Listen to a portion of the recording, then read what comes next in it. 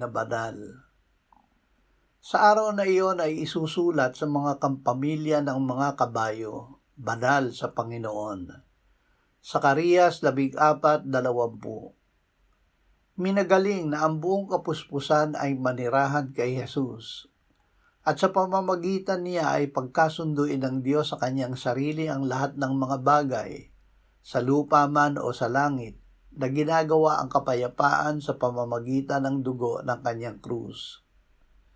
At kayo na nang dati ay hiwalay at mga kaaway sa pag-iisip, sa pamamagitan ng masasamang gawa, ay pinakipagkasundo niya ngayon sa kanyang katawang laman, sa pamamagitan ng kamatayan, upang kayo iharap ng mga banal at walang dungis at walang kapintasan sa harapan niya.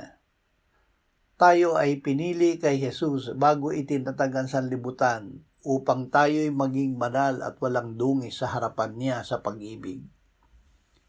Ama, biyayaan mo kami ng kakayahan na mamuhay na banal sa pamamagitan ni Jesus.